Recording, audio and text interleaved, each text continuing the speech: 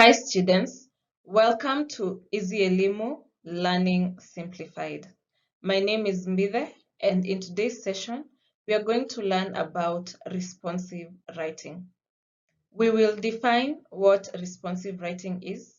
We will also have a look at how to prepare yourself before writing a responsive essay, what to consider when writing a responsive essay.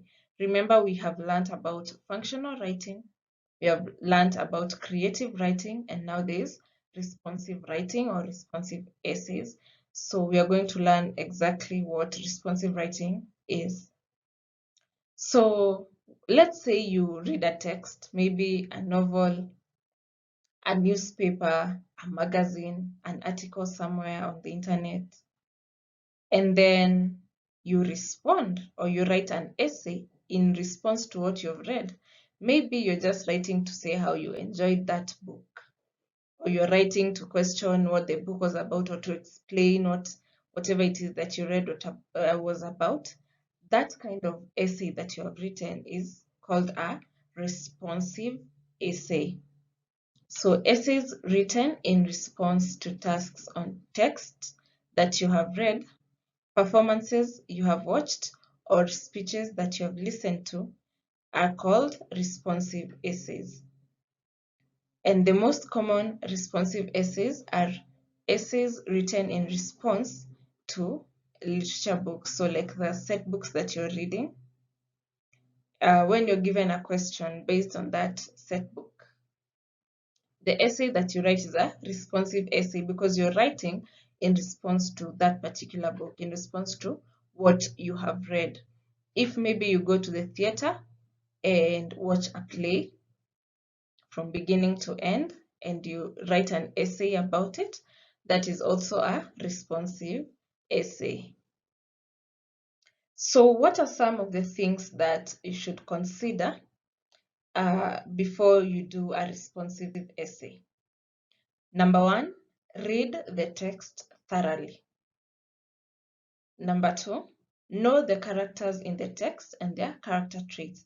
So when you go back to the first point of read the text thoroughly, if I am writing about a book, I have to have read it well, to have understood it well, so that you're not doing guesswork. Know the characters in the text and their character traits. This helps you not to mix up characters or misspell their names as you're writing. So it is important to know the characters very, very well and know their characters as well. Interpret the task clearly. Interpret the question well before attempting the question. So even before you start attempt to write the essay, it is important to understand exactly what you have been asked. Understand the question very well and understand what the question requires of you.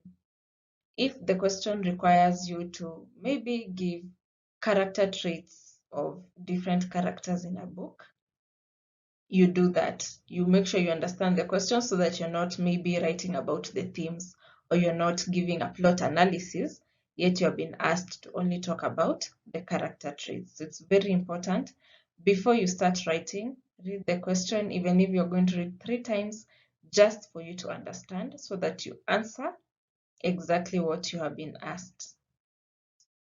So how do you plan for a responsive essay?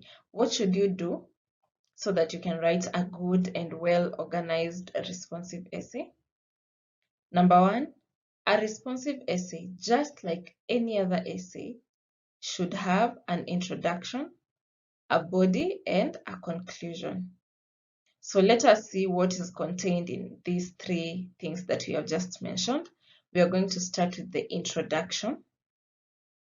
So the introduction is what welcomes you into the essay. It is the first thing you see when you start reading an essay. So it should demonstrate your understanding of the question. It should also demonstrate your understanding of the text. Remember, if you have not read, say, a novel, Fathers of Nations, if you have not read Fathers of Nations very well, then how you answer the questions will tell the reader that you have not read that book.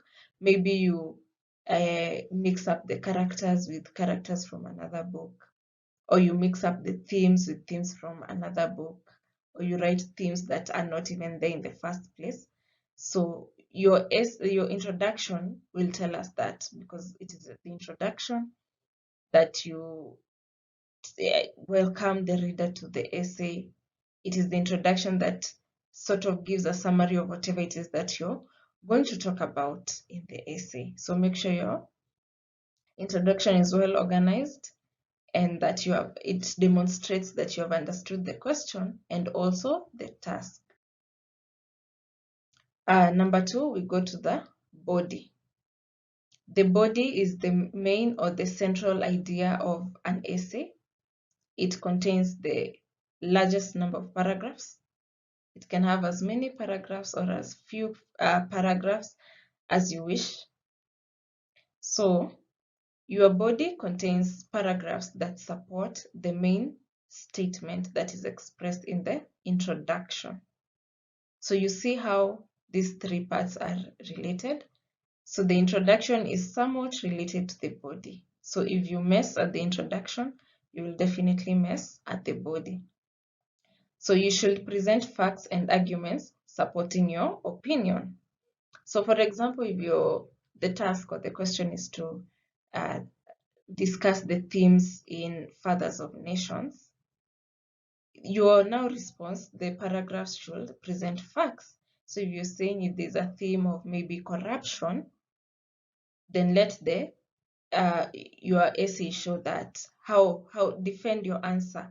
When you say corruption, give instances of corruption in the book, in the novel. And that can only happen if you have understood the text. That's why it's important to read the text thoroughly and understand it. And so, as you write, also make sure that each paragraph has a topic sentence, supporting details, and the last sentence, and that these types of sentences connect the paragraphs. Make sure they are well connected. You can use transitional words like however, therefore, moreover. They help connect these ideas in the different paragraphs. And lastly, so after the introduction and the body, lastly, we go to the conclusion. This is the last part of the essay. It signals that the essay has come to an end. And so in the conclusion, you may summarize your argument and restate the main statement. You may also express your overall response to the question. So if the question was about talking about corruption in Fathers of Nations, so you have written, you have demonstrated all instances of corruption. You may end by saying how corruption ruins a society, or the effects of corruption as you have observed in the text that you're reading, in this case in Fathers of Nations. So you may end with your overall observation, overall response of the question. That can come at the conclusion. So what makes a good essay, a good responsive essay? What are some of the characteristics or the features of a good responsive essay? Number 1, clarity, purpose, and focus.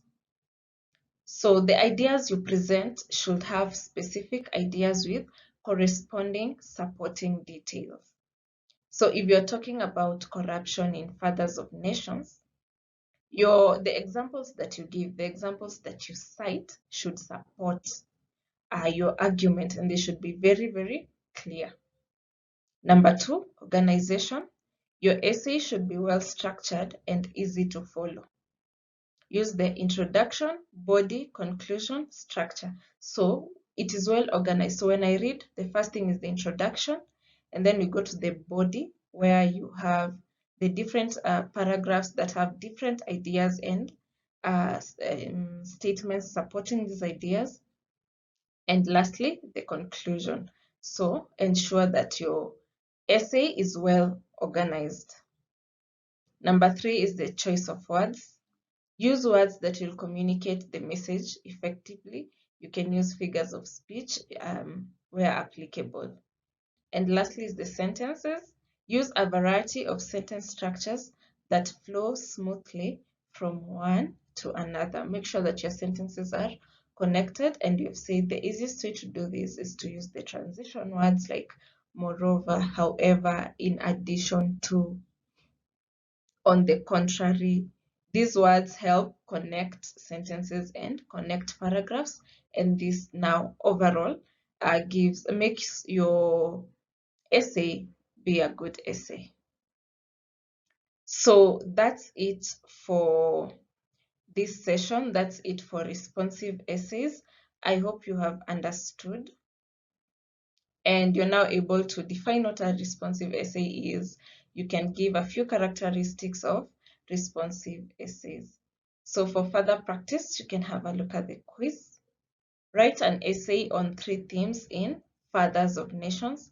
This means that you have to have read this book and read it very well for you to point out 3 themes of your choice, and write an essay on them. Thank you for tuning in, and see you in the next session.